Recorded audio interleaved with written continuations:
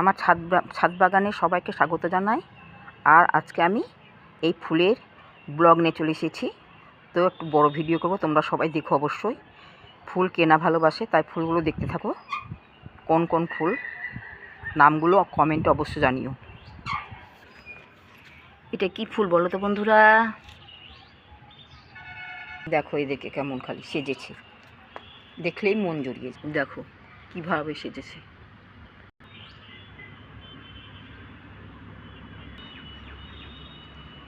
এটা হচ্ছে চন্দ্রমল্লিকা। কোন কালার বলো তো বন্ধুরা? এটা কোন কালার বলো তো?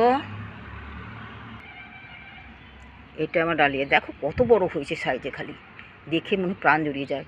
যে বাতাসে শুকিয়ে যাচ্ছে, মনটা খারাপ হয়ে যাচ্ছে এদেরকে। একটা গাছে দেখো কত রকমের কালার হয়েছে। এটা অনেক সাদা, আবার এটা দেখো, এটা গোটাটা কেমন কালার দেখতে পাচ্ছ? দেখো ফুলটা ঝুলে গেছে। এই যে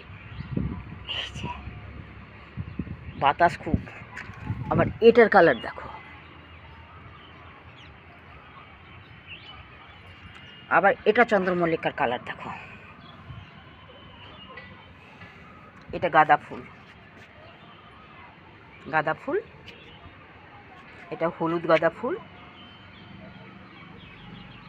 এটা হচ্ছে অরেঞ্জ, এটা অরেঞ্জ।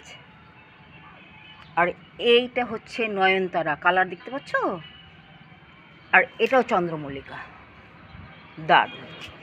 আর এটা হচ্ছে আমার নিজ হাতে চারা করার গোলাপ।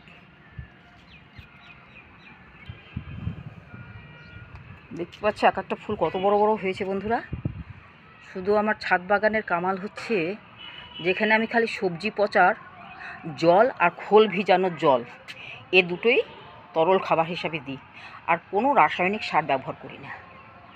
আর মাঝে মাঝে ফাঙ্গিসাইড দিয়ে স্প্রে করে দিই। কসমস। এটা চন্দ্রমল্লিকা।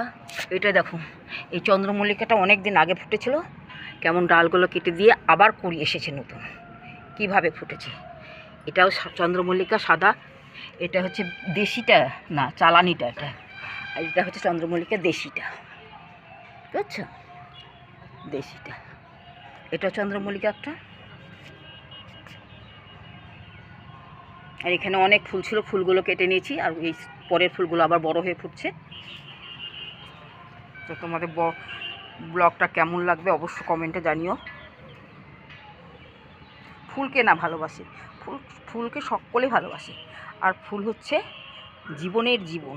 আমার তো জীবন, আমি ফুল ছাড়া বাঁচতে পারি না। ফুলই হচ্ছে আমার একমাত্র জীবন। আরও কিছু ফুল